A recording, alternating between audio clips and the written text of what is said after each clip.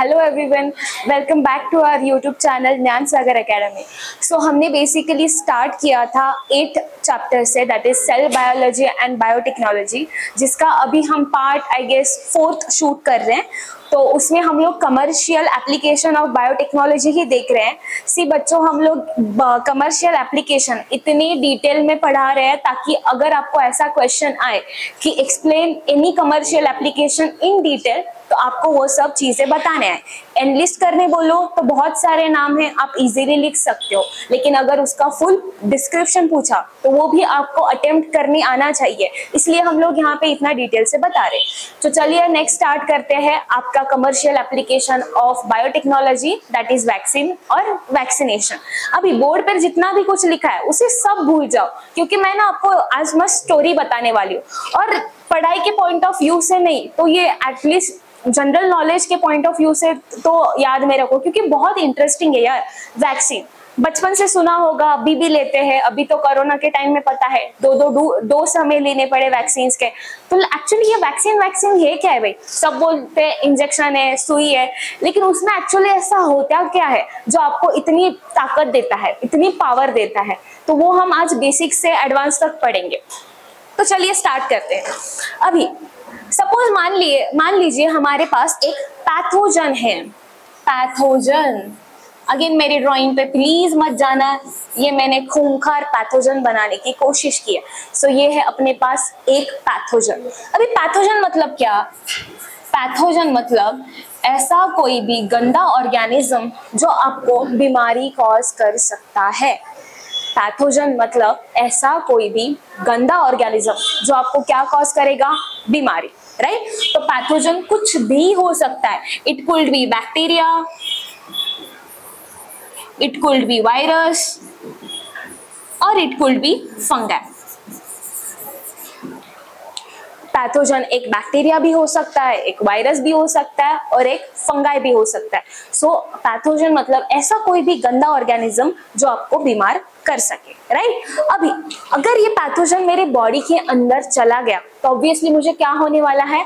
बीमारी होने वाली। लेकिन हमारी बॉडी की जो नेचुरल इम्यून सिस्टम है, मतलब जो डिफेंस मैकेनिज्म है, वो पहले क्या करता है? इस पैथोजन को फाइट करता है, इस पैथोजन को मारने की कोशिश करता है। लेकिन अगर ये पैथोजन मेरी बॉडी के अंदर चला गया तो मेरी बॉडी को उसे आइडेंटिफाई करना पड़ेगा कि भाई कुछ तो अलग प्राणी या अलग स्ट्रक्चर हमारे अंदर चला गया है। तो बॉडी उसे रिकॉग्नाइज कैसे करेगी? तो ध्यान से सुनिए, अभी मैं क्या कहने जा रही हूँ कि हमारी बॉडी कभी भी पैथोजन को आइडेंटिफाई नहीं कर लेती। हमारी बॉडी कभी भी पैथोजन को आइडेंटिफाई नहीं करेगी। तो कैसे पता चलेगा कि पैथोजन एंटर हुआ है बॉडी में? तो उसके लिए भी एक छोटी स्टोरी है, ध्यान से सुनो। पैथोजन की सरफेस पे ऐसे प्रोटीन्स होते हैं। पैथोजन की आउटर सरफेस पे ऐसे कुछ प्रोटीन्स होते हैं। उन प्रोटीन को हम लोग बोलते हैं एंटीजन। एंटीजन। सो हम लोग एंटीजन की डेफिनेशन कैसे बनाएंगे?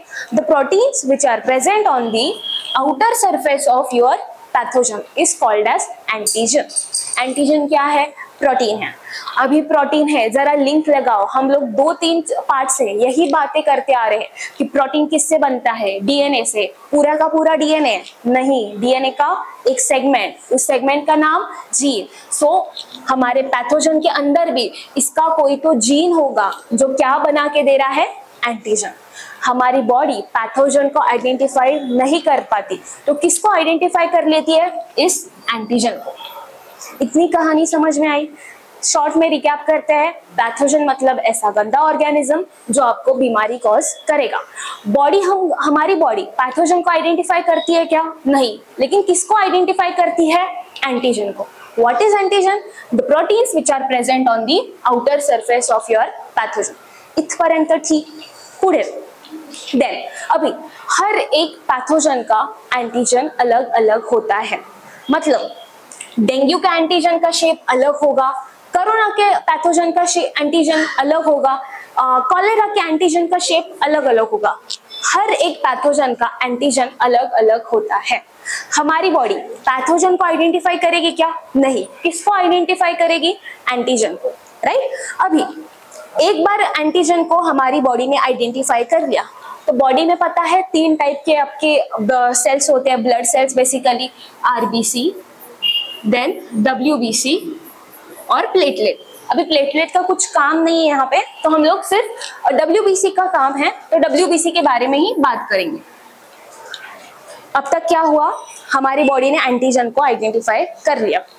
हमारी बॉडी में 3 प्रकार के सेल होते हैं, आरबीसी, डब्ल्यूबीसी और प्लेटलेट।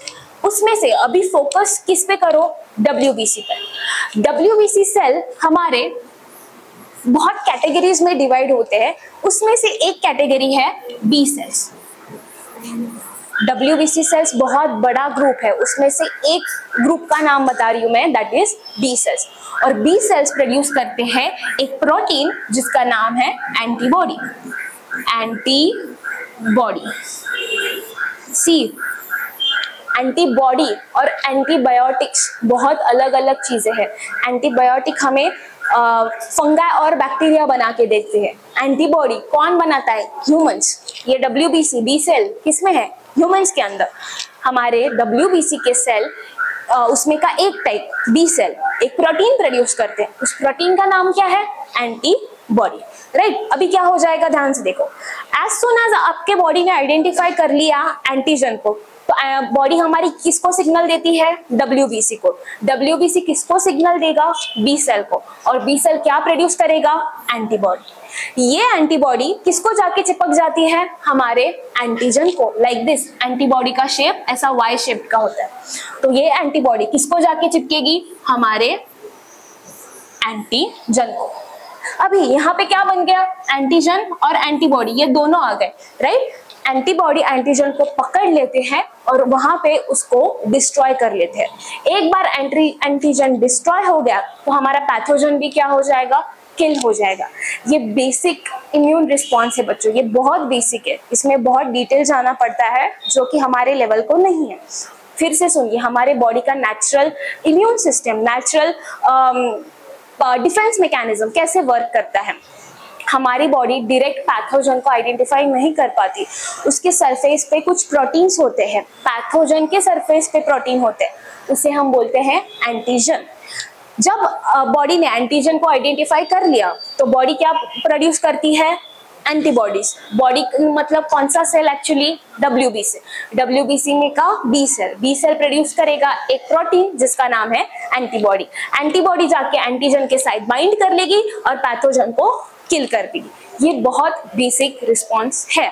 ये बैकग्राउंड स्टोरी है जो मैंने आपको यहाँ पे ही बताई ताकि आगे की चीजें आपको समझ में आए, जो हमारे वैक्सीनेशन में दी हुई और वैक्सीन के डेफिनेशन में भी वो है। अभी आपकी बुक में कुछ लाइंस लिखी है, जो भी मैं कुछ यहाँ पे बोल रही हूँ वो एक बार आप अच्छे से सुनिए, देन आपके बुक में गो थ्रू कीजिए, आपको सारी की सारी लाइंस का मीनिंग इजीली समझ में आ जाएगा। ओके, इतपर्यंत समजलं। आता थोडंसं पुढे से अभी क्या होता है, ध्यान से देखो। ये होगी बैकग्राउंड स्टोरी। अभी हमें देखना है कि वैक्सीन की डेफिनेशन और एक्चुअली क्या होता है। उससे पहले मैं कुछ चीजें बताना चाहती हूँ जो आपके बुक में दी हुई। ओके, पोलियो वैक्सीन सबने लिया होगा, 2 बूंद जिंदगी के, राइट। तो कैसे बनाते हैं पोलियो वैक्सीन? सी, हमारे यहाँ पे जितनी भी वैक्सीन है वो सारे के सारे इसी मेथड से बनते हैं। किस मेथड से भाई? पहले के जमाने में क्या करते थे कि जो पैथोजन होता था, पोलियो का पैथोजन, अभी आपको पैथोजन का मतलब समझ में आया होगा। तो पैथोजन को क्या करते थे हम लोग? हीट किल कर लेते और उसको गर्म करते थे ताकि जब वो इंसान के अंदर चला जाए तो वो इंसान को कोई डिसीज ना कर पाए। हम लोग पैथोजन को उसकी डिसीज करने की एबिलिटी को उसको किल कर देते थे, तो वो वाला पैथोजन हम लोग बॉडी में इंट्रोड्यूस कर सकते थे। अभी क्यों ऐसा करते थे हम लोग? इस स्टोरी से कुछ आइडिया लगा आपको? थोड़ा सा कनेक्ट करने की कोशिश कीजिए। हमने पोलियो वैक्सीन में पुराने जमाने में पोलियो का जो पैथोजन था उसको क्या कर लिया? हीट किल्ड कर लिया, मतलब उसकी डिसीज कॉजिंग एबिलिटी मिटा दी और वो हमारे बॉडी के अंदर इंसर्ट किया। ऐसा क्यों किया? इस वजह से। अगर फिर भी नहीं समझ आ रहा हो तो मैं फिर से बता दूं। सी, बॉडी के अंदर हमने क्या डाला, पैथोजन, पैथोजन के ऊपर क्या हो गए, एंटीजन। अभी वो पैथोजन कुछ कर पाएगा क्या मुझे, नहीं, क्योंकि कैसा है, हीट किल्ड है ना भाई, उसकी डिसीज कॉज करने की एबिलिटी तो मैंने हटा दी, लेकिन मेरी बॉडी क्या आइडेंटिफाई करेगी, एंटीजन, और क्या प्रोड्यूस करने लगेगी, एंटीबॉडी। एंटीबॉडी जाके बाइंड करेगी एंटीजन के साथ और उसको खत्म कर देंगे। अभी हमने हमारी बॉडी को क्या ट्रेन किया कि भाई अगर पैथोजन आया तो तुझे ऐसा ऐसा एंटीबॉडी प्रोड्यूस करना है, राइट। अभी हमारी बॉडी ना बहुत होशियार है, एक बार उसने आइडेंटिफाई कर लिया ना एंटीजन और उसके खिलाफ एंटीबॉडी बना दी ना, तो उसकी मेमोरी रह जाती है, ताकि जब कभी फ्यूचर में अनफॉर्चुनेटली आपको रियली किसी वायरस का या पोलियो का इन्फेक्शन हो जाए, लेकिन बॉडी को पता है, उसने ऑलरेडी सीखा है कि उसके खिलाफ कैसे एंटीबॉडीज बनाना है, तो तब हमारी बॉडी क्या कर लेगी, फटाक से उसके खिलाफ एंटीबॉडी बना लेगी, और एंटीबॉडी पता है एंटीजन को बाइंड करके उसको खत्म कर देगी। ये है बेसिक आपका वैक्सीनेशन का प्रिंसिपल, इसलिए हम लोग इतना तामझाम यहाँ पे सीख रहे हैं। तो चलिए अभी डेफिनेशन पे आ जाते हैं। इस सारे एक्सप्लेनेशन के बाद आपको डेफिनेशन जरूर अच्छे से समझ में आएगी, कुछ हार्ड नहीं है। देखो वैक्सीन क्या है, वैक्सीन में हमने क्या डाला था, एंटीजन कंटेनिंग मटेरियल, मतलब पैथोजन डाला था ना, और पैथोजन में क्या था, एंटीजन। उसकी वजह से क्या हो जाएगा, मेरी बॉडी को इम्यूनिटी मिल जाएगी, आइदर टेम्पररी और परमानेंटली। देखो vaccine is nothing but antigen containing material, उसमें एंटीजन है जो कि आपको बॉडी क्या प्रोवाइड करेगा, आइदर परमानेंट और टेम्पररी इम्यूनिटी।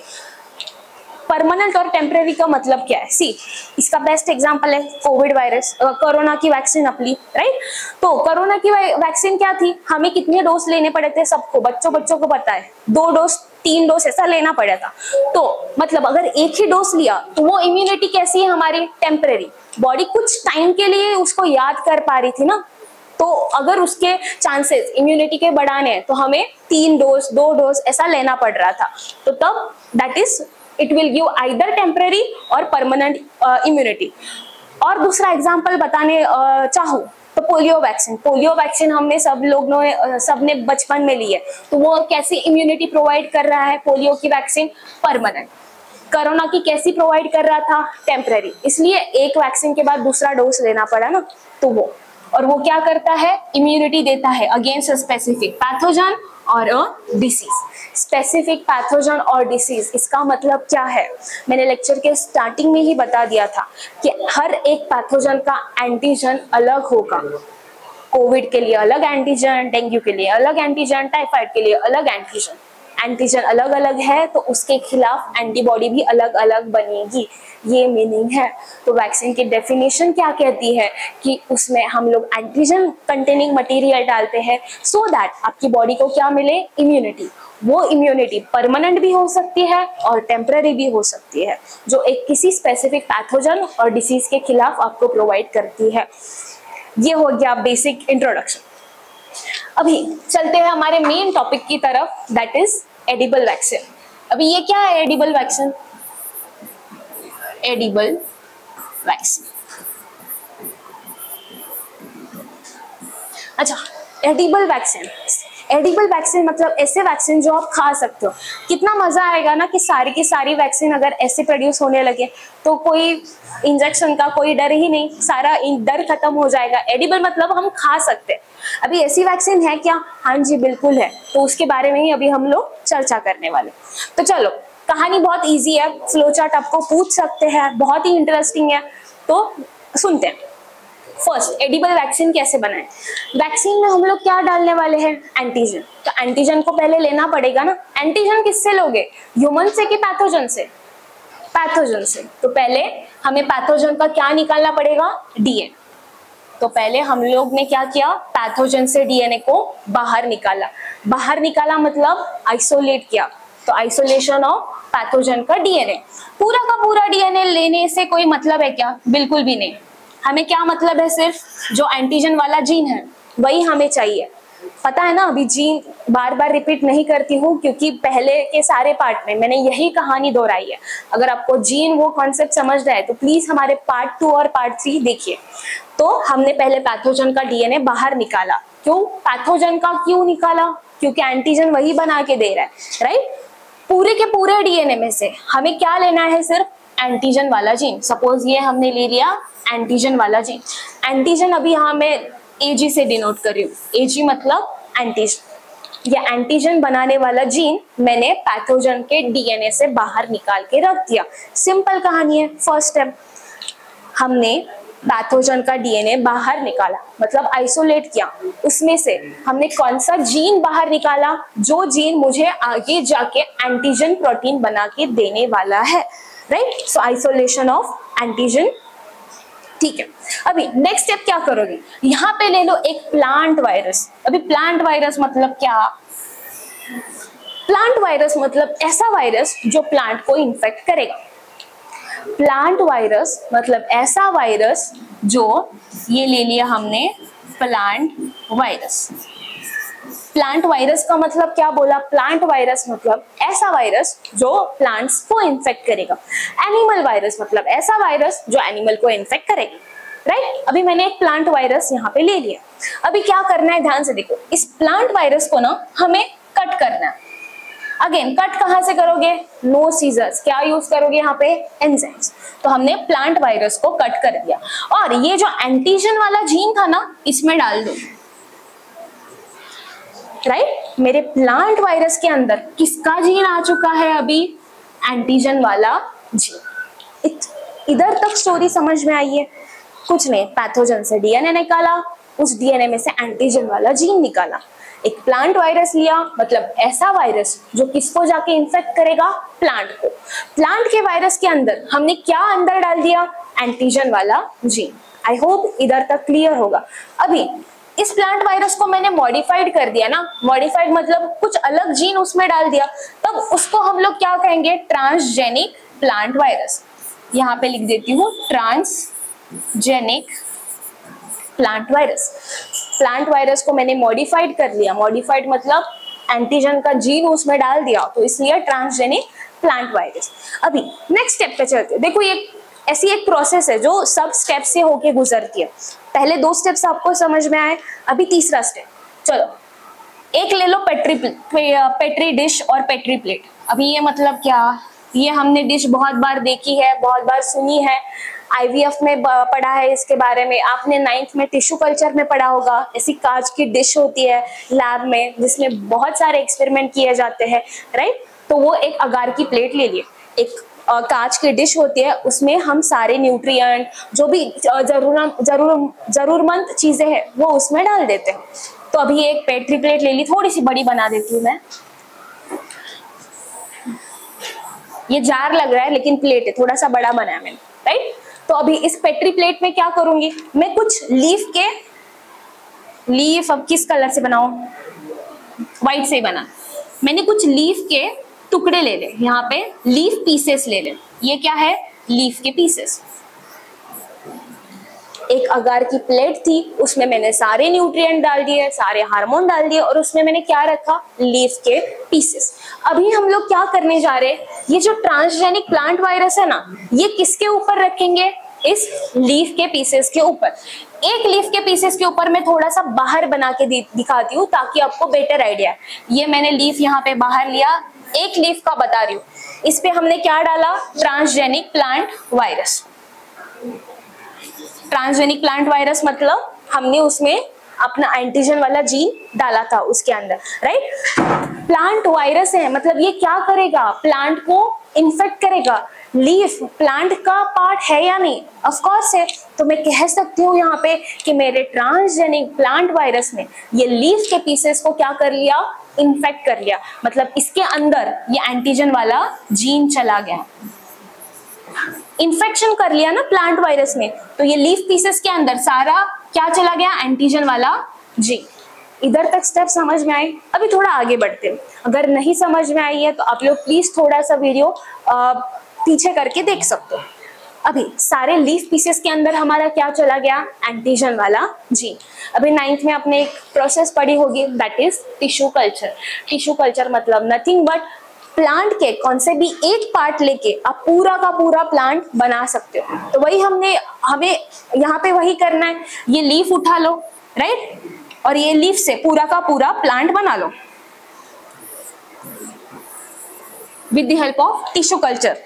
अभी हमने यहाँ पे पोटैटो का लीफ लिया था, पोटैटो प्लांट का लीफ लिया था, राइट। तो उसको नीचे रूट के साइड में क्या आएंगे, पोटैटोस।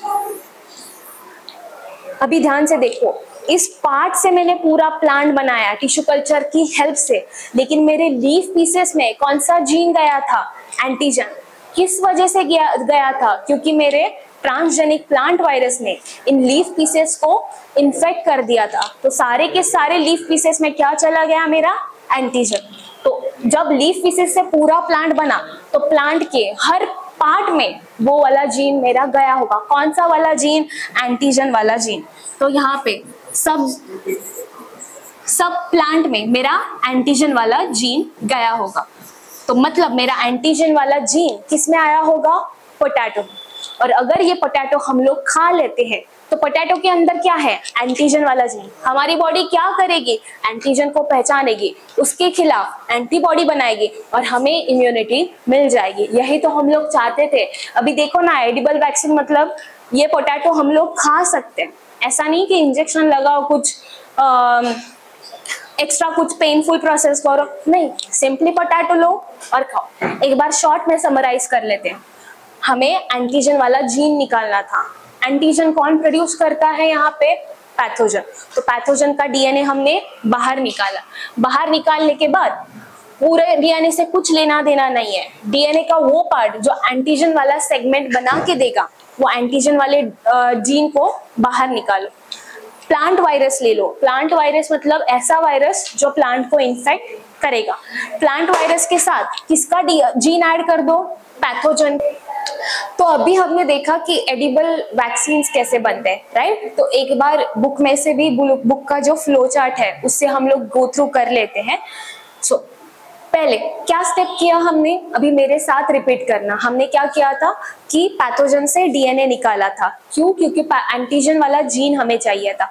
एंटीजन वाला जीन कौन बना के देगा हमें, पैथोजन। सो पहले हमने क्या किया, पैथोजन से पूरा डीएनए निकाला।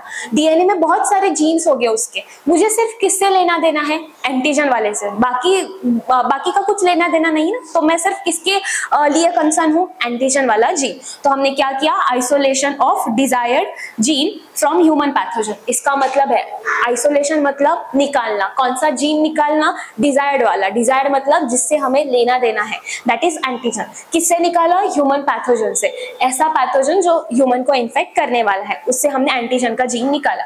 अभी हमने नेक्स्ट स्टेप में क्या किया था, एक प्लांट वायरस लिया था। प्लांट वायरस मतलब ऐसा वायरस जो आपके किसको इन्फेक्ट करने वाला है, प्लांट को। उस प्लांट वायरस को मैंने कट कर दिया with the help of enzymes, और उसमें मैंने ये बीच में रेड कलर का क्या डाल दिया, एंटीजन वाला जीन। तो ये प्लांट वायरस मॉडिफाई हो गया ना, तो इसलिए हमने उसको क्या कहा, ट्रांसजेनिक प्लांट वायरस। अभी नेक्स्ट स्टेप में हम लोग क्या करते हैं, एक पेट्री प्लेट लेते हैं, उसमें हम लोग पोटैटो के लीव्स हैं, उसके लीफ के पीसेस रखते हैं, और पेट्री प्लेट में जितना भी न्यूट्रिशन चाहिए, न्यूट्रिशन, ग्रोथ हार्मोन बोलो, वो उसमें डाल देते हैं। अभी इसमें हम लोग क्या करने वाले हैं, ये जो ट्रांसजेनिक प्लांट वायरस है, ये मैं किसके ऊपर डालूंगी, लीफ के पीसेस पे ऊपर, सो दैट ये मेरा ट्रांसजेनिक प्लांट वायरस किसको इन्फेक्ट करेगा, लीफ के पीसेस को, क्योंकि leaf is nothing but the part of your plant. तो ये ट्रांसजेनिक प्लांट वायरस इसको इन्फेक्ट करेगा। फिर आपने 9th में एक कंसेप्ट पढ़ी होगी, टिश्यू कल्चर। टिश्यू कल्चर में हम लोग बेसिकली क्या करते थे कि प्लांट का कौन सा भी एक पार्ट लेके पूरा एंटायर प्लांट डेवलप करते थे फ्रॉम दैट वन पार्ट, तो उसे हम टिश्यू कल्चर कहते हैं। तो अभी हम इस पोटैटो की लीफ से क्या करने वाले हैं, पूरा का पूरा एंटायर प्लांट बनाने वाले हैं नेक्स्ट स्टेप में। इसमें देखो, virus infect the pieces of potato leaves, जो अभी मैंने बता दिया, and then will develop entire plant is develop from the leaf pieces containing genes of human pathogen. अभी इधर क्या खास बात है, जरा ध्यान से सुनो। इस लीफ फीसेस को किसने इन्फेक्ट किया? ट्रांसजेनिक प्लांट वायरस ने। मतलब ट्रांसजेनिक प्लांट वायरस का एंटीजन वाला जीन जो हमने डाला था, वो एंटीजन वाला जीन किसके पास गया होगा? लीफ पीसेस के अंदर। और इस लीफ पीसेस के अंदर सारा कौन सा जीन होगा? एंटीजन वाला। और इस लीफ पीसेस को यूज करके जब हमने एंटायर प्लांट डेवलप किया तो पूरे प्लांट के जीनोम में और जीन्स डीएनए में कौन सा जीन गया होगा? एंटीजन वाला, राइट। अभी सब पार्ट्स में गया है ना, लीफ में, रूट में, इधर हमारे पोटैटो में। सो ऐसे पोटैटो के अंदर मेरा एंटीजन वाला जीन गया होगा। और जब ऐसा एंटीजन वाला पोटैटो, मतलब पोटैटो के अंदर एंटीजन है, अगर मैंने उसे कंज्यूम कर लिया तो हमारी बॉडी क्या कर लेगी? उस एंटीजन को आइडेंटिफाई कर लेगी। एंड रेस्ट कहानी हमने 2-3 बार वही रिपीट किया है। अभी यहाँ पे एक इंपॉर्टेंट लाइन लिखी है, consumption of raw potato helps to develop immunity against the pathogen. यहाँ पे एक वर्ड लिखा है स्पेसिफिक रॉ। अभी इस पोटैटो को अगर आपने कुक करके खाया और पका के खाया तो उसका कुछ उपयोग नहीं है। हमें इस पोटैटो को, जिसके अंदर हमारा एंटीजन वाला जीन है, उसे रॉ मतलब कच्चा ही खाना है। अगर हमने इसको हीट या कुक किया तो वो उसमें का एंटीजन डीजनरेट हो सकता है, वो एंटीजन खत्म हो जाएगा। सो उसकी वजह से हम लोग उसे सिर्फ कच्चा ही खा सकते हैं। तो ये थी आपकी एंटायर एडिबल वैक्सीन की प्रोसेस। इसमें क्वेश्चन एक तो फ्लो चार्ट पे आ सकता है या तो एग्जाम्पल्स पे आ सकता है। अभी एग्जाम्पल्स क्या है? अगर मैं किसी ने बोला कि tell the examples of edible vaccine, तो 2 हमारे पास एग्जाम्पल्स हैं। फर्स्ट है विब्रियो कॉलेरा और सेकेंड है इश्चरशियाई कोलाई। विब्रियो कॉलेरा एक बैक्टीरिया का नाम है जो कि कॉलेरा डिसीज कॉज करता है। उस डिसीज के खिलाफ हम एडिबल वैक्सीन यूज कर सकते हैं टू गेन द इम्यूनिटी। और दूसरा बैक्टीरिया है हमारे पास इश्चरशियाई कोलाई। इसकी हेल्प से हम मतलब इश्चरशियाई कोलाई अगेन एक टाइप का बैक्टीरिया है जो आपको डायरिया कॉज करता है। तो उस केस में भी हम लोग एडिबल वैक्सीन बना सकते हैं। तो ये 2 एग्जाम्पल प्लीज याद रखना। फर्स्ट तो है विब्रियो कॉलेरा और सेकेंड है इश्चरशियाई कोलाई। ये एडिबल वैक्सीन के एग्जाम्पल हैं। अगर आपसे किसी ने नॉर्मल वैक्सीन का एग्जाम्पल पूछा तो नॉर्मल वैक्सीन का एग्जाम्पल यहाँ पे है, that is vaccine of polio and hepatitis. Polio और हेपेटाइटिस मतलब नॉर्मल वैक्सीन, अपने सुई वाले वैक्सीन, और एडिबल वैक्सीन मतलब जिसे हम खा सकते हैं। आई होप आपको ये कहानी अब अच्छे से समझ में आई होगी। अभी नेक्स्ट पार्ट पे चलते हैं, नेक्स्ट बायोटेक के एप्लीकेशन पे। तो नेक्स्ट है हमारे पास ट्रीटमेंट पे। अरे हमने अभी देखा ना, हमने ई कोलाई की हेल्प से इंसुलिन प्रोड्यूस किया। क्यों प्रोड्यूस किया? क्योंकि उस इंसुलिन को हम डायबिटीज के डिसीज में इस्तेमाल कर सकते हैं, उसका यूज कर सकते हैं। इंसुलिन बनाया, वो बोतल में भर दिया और उसको बेच दिया। तो इंसुलिन हमने ट्रीटमेंट के लिए ही यूज किया ना, डायबिटीज के लिए। वैसे ही और प्रोटीन दिए हुए हैं आपके बुक में, एक तो है सोमैटोट्रोपिन और ब्लड क्लॉटिंग फैक्टर। इसके बारे में एक अलग चार्ट है, वहां पे पढ़ेंगे। नेक्स्ट एप्लीकेशन पे आ जाते हैं, दैट इज इंटरफेरॉन। इंटरफेरॉन मतलब क्या? सी, हमारे बॉडी में स्मॉल साइज के प्रोटीन है। हमारे बॉडी में स्मॉल साइज के प्रोटीन है जो कैसे ग्रुप में प्रेजेंट है, A group, 2 group, second group, third group. Small size के प्रोटीन ग्रुप में प्रेजेंट है। उनका फंक्शन क्या है बॉडी में कि जब भी कोई पैथोजन एंटर करता है तो वो स्मॉल साइज के प्रोटीन, जिसे हम इंटरफेरॉन कहते हैं, वो क्या करता है? बॉडी के बाकी सेल्स को, WBC को सिग्नल भेजने का काम करता है कि भाई लोग रेडी रहो, पैथोजन एंटर कर चुका है, तो आप लोग अपना डिफेंस मैकेनिज्म रेडी रखो। तो वो है इंटरफेरॉन। तो इंटरफेरॉन की डेफिनेशन फिर से पढ़ लेते हैं। क्या है ये? Group of small size protein, जो अभी मैंने कहा स्मॉल साइज के प्रोटीन है इंटरफेरॉन, जो कि ग्रुप में प्रेजेंट होते हैं। और किसके खिलाफ हम लोग यूज करते हैं? In the treatment of viral infection और वायरल डिसीज। अभी इंटरफेरॉन प्रोटीन है तो वो कौन बना के देता है हमें? बैक्टीरिया, जिस बैक्टीरिया का नाम है ई कोलाई। इंसुलिन भी एक प्रोटीन था ना, ई कोलाई भाई जी ने हमें बना के दिया इंसुलिन। वैसे ही हम लोग इंटरफेरॉन भी ई कोलाई की हेल्प से बना के लेते हैं with the help of biotechnology. Interferon वाला एप्लीकेशन समझ में आ गया? इजी है। They are the small size group protein जो वायरल इन्फेक्शन में मदद करते हैं।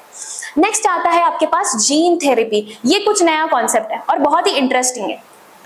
सी, जीन थेरेपी से जाने से पहले मैं कुछ बेसिक्स क्लियर करना चाहूंगी। जेनेटिक डिसऑर्डर या आपने 9th में या 3rd चैप्टर में पढ़ा होगा सेक्सुअली ट्रांसमिटेड डिसऑर्डर, वो अलग होते हैं। वायरल इन्फेक्शन अलग होता है, बैक्टीरियल इन्फेक्शन अलग होते हैं, और जेनेटिक डिसऑर्डर अलग होते हैं। जेनेटिक डिसऑर्डर मतलब क्या, जब कभी आपको आपके जीन्स में एक आधा जीन खराब हो, फॉर एग्जाम्पल ऐसा अज्यूम कर लो मेरा बोन है, बोन में जो जीन है, बोन के जो सेल बनाने वाला जीन है वो खराब हो गया, तो वो जीन जब प्रोटीन बनाएगा तो वो प्रोटीन भी कैसा बनेगा, खराब बनेगा। क्यों? क्योंकि जीन ही खराब था ना, तो उससे बनने वाला प्रोटीन भी खराब ही होगा। मतलब खराब प्रोटीन तो वो अच्छे से फंक्शन करेगा क्या? नहीं। मतलब मेरे बोन के सेल्स अच्छे से बनेंगे क्या? नहीं। तो जेनेटिक डिसऑर्डर मतलब क्या, जब कोई जीन में गड़बड़ हो, अगर जीन खराब हो तो उससे बनने वाला प्रोटीन भी खराब हो जाएगा और आपको कोई ना कोई डिसीज हो सकता है, तो उसे हम कहते हैं जेनेटिक डिसऑर्डर। अभी उसे कैसे ट्रीट करें भाई? देखो, जेनेटिक डिसऑर्डर को ट्रीट करना इतना आसान नहीं है, बहुत मुश्किल होता है। लाइक उसे आप एंटीबायोटिक की हेल्प से या सर्जरी या कुछ थेरेपी की वजह से ट्रीट नहीं कर सकते। इसके लिए एक रेमेडी आती है अपने पास, दैट इज जीन थेरेपी। आसान शब्दों में बोलो तो जीन थेरेपी मतलब कौन सा वाला जीन खराब है, बोन सेल्स वाला ना, तो उस जीन को क्या कर दो, कट कर दो वहां से, और उसके जगह, उसके इंस्टेड उसका फंक्शनल वाला जीन वहां पे इंसर्ट कर दो। फिर नया वाला जीन अच्छा वाला आ गया, मतलब वो अच्छा फंक्शनल प्रोटीन हमें फॉर्म करके देगा, फिर हमारा बोन सेल्स अच्छे से बनेगा। ये होता है जीन थेरेपी। हमने क्या किया, खराब वाला जीन हटा दिया, कट कर दिया, और उसकी जगह नया वाला जीन, फंक्शनल वाला जीन वहां पे लगा दे। अभी ये जितना बोलने में आसान है उतना करने में बहुत मुश्किल है। अभी जीन को हमने काट के निकाला ना खराब वाला और दूसरा डाला, तब उस टाइप के ट्रीटमेंट और थेरेपी को हम लोग नाम देते हैं जीन थेरेपी। किसकी थेरेपी की? जीन खराब वाला निकाला, अच्छा वाला डाल दिया। अभी इस पैराग्राफ में जाने से पहले और एक चीज है जो मैं बताऊंगी, हमने नेक्स्ट चैप्टर में वो कवर किया है, लेकिन थोड़ा सा इसका उसका ये सिग्निफिकेंस इधर है, तो वो भी मैं बता देती हूँ। सी, हमारे बॉडी में बहुत सारे सेल्स हैं, वो सारे के सारे सेल्स हमने मेजरली 2 ब्रॉड कैटेगरीज में डिवाइड कर दिए। हमारे बॉडी के जितने भी सेल्स हैं हमने मेजरली ब्रॉडली 2 कैटेगरीज में डिवाइड कर दिया। एक कैटेगरी का नाम है जर्म सेल्स और दूसरी कैटेगरी का नाम है सोमैटिक सेल्स। अभी ये क्या है, बहुत ही आसान है, कुछ हार्ड नहीं है। सी, जर्म सेल्स मतलब बॉडी के ऐसे सेल्स जो आगे जाके हमें गैमेट्स प्रोड्यूस करके देंगे। जर्म सेल्स मतलब बॉडी के ऐसे सेल्स जो आगे जाके हमें गैमेट्स प्रोड्यूस करके देंगे, मेल में मेल गैमेट, फीमेल में फीमेल गैमेट। अभी जर्म सेल को छोड़ के बॉडी में जितना भी सेल बचता है ना, उसको किस कैटेगरी में डाल दोगे आप लोग? Somatic cells. Easy. Germ cells मतलब गैमेट बनाने वाले सेल, गैमेट बनाने वाले सेल को छोड़ के जितना भी बॉडी का सेल है वो क्या हो गया? Somatic cell. अभी आपको पता है जर्म सेल कौन से हैं? सिर्फ 2 ही है, मेल में टेस्टिस और फीमेल में ओवियम। उनको, उन दोनों को छोड़ के, टेस्टिस और ओवियम को छोड़ के जितना भी सेल बचा वो किधर आ जाएगा? सोमैटिक सेल्स में। अभी एक डिसीज दिया हुआ है आपको जिसका नाम आपको याद रखना है, PKU, that is nothing but phenylketonuria. Phenylketonuria एक टाइप का जेनेटिक डिसऑर्डर है। जेनेटिक डिसऑर्डर मतलब आपको अभी चमकना चाहिए कि क्या, जीन्स में कुछ तो गड़बड़ है। किस सेल का जीन खराब होता है? तो ध्यान से सुनो, phenylketonuria it is a disorder which is related to liver. तो लिवर का जो सेल है उसमें का एक जीन खराब हो जाता है, जिसकी वजह से आपको कौन सी बीमारी हो जाती है? फिनाइल कीटोयूरिया। जीन खराब हुआ है ना, इसलिए वो जेनेटिक डिसऑर्डर है। अभी ये क्यों होता है, क्या होता है, इसका पढ़ना आपके लिए इतना जरूरी नहीं है 10th स्टैंडर्ड को, और हमारे बुक में दिया भी नहीं है। तो सिर्फ इतना याद रखोगे कि जेनेटिक डिसऑर्डर का नाम बोला तो यू विल राइट फिनाइल कीटोयूरिया। किसका रिलेटेड ये डिसऑर्डर है? तो हिपैटोसाइट। हिपैटोसाइट मतलब लिवर के सेल। लिवर के सेल का जीन खराब हो जाता है, तब आपको फिनाइल कीटोयूरिया हो जाता है। तो आप उस वक्त क्या कर सकते हो? लिवर का सेल, उसमें का जो खराब जीन है वो निकालो और उसकी जगह अच्छा वाला जीन डाल दो। मतलब आपने वहां पे क्या किया? जीन थेरेपी के। अब ये क्वेश्चन पूछना चाहूंगी कि हिपैटोसाइट मतलब लिवर सेल, वो आप किस में कैटेगराइज करोगे? सोमैटिक सेल में डालोगे या जर्म सेल में डालोगे? 2 मिनट सोचो। अरे सिंपल है ना, कुछ सोचने का जरूरत नहीं। हिपैटोसाइट लिवर का सेल है, मतलब किस में डालोगे? सोमैटिक सेल में, क्योंकि जर्म सेल हमारे पास कितने हैं? 2 ही। कौन कौन से? स्पर्म्स और ओवा, राइट। स्पर्म्स और ओवा को छोड़ के बॉडी के जितने सेल्स है वो कैसे है? Somatic cells. तो लिवर के सेल में हमने थेरेपी की ना, तो वो थेरेपी कौन सी हो जाएगी? Somatic cell gene therapy. अगर ये थेरेपी हमने जर्म सेल्स में की होती, मतलब स्पर्म्स और ओवा में की होती, तो ये कौन सी जीन थेरेपी बन जाती? Germ cell gene therapy. अभी इधर फिनाइल कीटोयूरिया लिवर का डिसऑर्डर है, लिवर किस में आता है? सोमैटिक सेल्स में, मतलब कौन सी थेरेपी हो जाएगी? Somatic cell gene therapy. अभी आई होप आपको इतना समझ में आया होगा। अभी नेक्स्ट चलते हैं क्लोनिंग। क्लोनिंग हमने अगले पार्ट में कवर किया है। ये टेबल बहुत अच्छे से याद रखना, क्योंकि ऑब्जेक्टिव में इसे क्वेश्चन बन सकते हैं, मैच द फॉलोइंग, या आपको एनालॉजी आती है ना, मैच करो उससे। तो यहाँ पे क्या दिया हुआ है बेसिकली, सी इस वाले कॉलम में यहाँ पे आपको डिसीज के नाम दिए हुए, यहाँ डिसीज के नाम है, और उस डिसीज को ट्रीट करने के लिए हम लोग कौन सा प्रोटीन बनाते हैं, उस प्रोटीन्स के नाम आपको इस कॉलम में दिए हुए। ये प्रोटीन हमें कौन बना के देगा? बैक्टीरिया बना के देगा। किसकी हेल्प से बना के देगा? बायोटेक्नोलॉजी की हेल्प से बना के देगा। समझा? इधर डिसीज, इधर उसके प्रोटीन जो उस डिसीज को ट्रीट करने में मदद करेंगे, जो हम किससे बनाएंगे? बैक्टीरिया से, with the help of biotechnology. अभी फर्स्ट डिसीज देखो, फर्स्ट है हमारे पास डायबिटीज। अभी वही कहानी पड़ी ना, डायबिटीज को अगर ट्रीट करना हो तो हम लोग कौन सा प्रोटीन बनाते हैं? Insulin. And we know that E coli भाई साहब ने हमें कैसे किस अच्छी तरीके से इंसुलिन बना के दिया। देन नेक्स्ट आता है ड्वार्फिज्म। अभी ड्वार्फिज्म मतलब कोई ऐसी बीमारी नहीं कह सकते, लेकिन एक कंडीशन है जिसमें हाइट बहुत छोटी होती है। तो उस कंडीशन में ड्वार्फिज्म मतलब बहुत हाइट छोटी होती है, तो उस कंडीशन में हम सोमैटोस्टैटिन नाम का प्रोटीन दे सकते हैं। उसका इंजेक्शन अगर दिया तो हाइट बढ़ने में हेल्प होती है। तो ड्वार्फिज्म स्मॉल हाइट के लिए हम लोग कौन सा प्रोटीन दे देते हैं? सोमैटोस्टैटिन। वो भी बायोटेक की हेल्प से बना सकते हैं। नेक्स्ट डिसीज है आपके पास एनीमिया। एनीमिया मतलब सिंपली, अभी ध्यान में रखो, एनीमिया मतलब खून की कमी। अगर उसे ठीक करना है तो कौन सा प्रोटीन बनाना पड़ेगा हमें? इरिथ्रोपोएटिन। ठीक, नेक्स्ट आता है आपके पास हीमोफीलिया। हीमोफीलिया मतलब सी, आपको कभी भी एक नॉर्मल कट लगे तो वो कट 2 मिनट के बाद खून बहना उधर से रुक जाता है ना? कैसा है कंटिन्यू 10 मिनट 15 मिनट खून ही बह रहा है एक नॉर्मल कट से? नहीं ना। कभी भी ऑब्जर्व करो, अगर नॉर्मल छोटा सा कट है तो 5 मिनट के बाद 2 मिनट के बाद आपका वो ब्लड वहां पे क्या हो जाता है? बहना स्टॉप हो जाता है, मतलब ब्लड वहां पे क्लॉट हो जाता है। क्यों? क्योंकि उसके लिए कुछ रिस्पॉन्सिबल प्रोटीन हमारे बॉडी में प्रेजेंट है। उसमें से बहुत सारे प्रोटीन है, लेकिन एक प्रोटीन का नाम है फैक्टर 8। तो factor is responsible for blood clotting, मतलब आपके ब्लड को बहने से रोकेगा। हीमोफीलिया में जिस बंदे को हीमोफीलिया नाम की बीमारी हो, उसके अंदर फैक्टर 8 बनता ही नहीं है, मतलब उसको अगर जरा सा भी कट लगा तो वो खून बहता ही रहेगा, क्लॉट ही नहीं होगा। तो वो कंडीशन डेंजरस हो सकती है ना। तो उस टाइम हम लोग क्या कर सकते हैं? बाहर से फैक्टर 8 का इंजेक्शन या प्रोटीन दे सकते हैं, ताकि वो उसका, तो हीमोफीलिया की कंडीशन में हम लोग फैक्टर 8 नाम का प्रोटीन बायोटेक की हेल्प से बना सकते हैं। नेक्स्ट डिसीज आता है कैंसर। अभी कैंसर को कुछ अलग बताने की जरूरत नहीं, वो बहुत डीप मैकेनिज्म है कैंसर का, लेकिन हमें सिर्फ इतना जानना है कि कैंसर एक नाम का डिसीज है, उसमें कौन सा प्रोटीन इन्वॉल्व होता है? सो इंटरल्यूकिन। और नेक्स्ट आता है आपके पास वायरल इन्फेक्शन, जिसमें कौन सा प्रोटीन यूज होता है? Interferon. Interferon small size group protein है या large size? Obviously small size, क्योंकि उसकी डेफिनेशन अब भी पढ़ी। ये डिसीज के नाम है, और उस डिसीज को ट्रीट करने के लिए कौन सा प्रोटीन हमें बनाना पड़ता है, तो वो इस चार्ट में लिखा है। ऑब्जेक्टिव के लिए आ ही सकता है, सो प्लीज उसे केयरफुली रीड करके जाना। सो ये इधर होता है हमारा अप टू वैक्सीन वाला commercial application of biotechnology complete. So अगले पार्ट में हम लोग कवर करेंगे क्लोनिंग वाला। सो तब तक के लिए please like, share and subscribe to our channel. Thank you so much.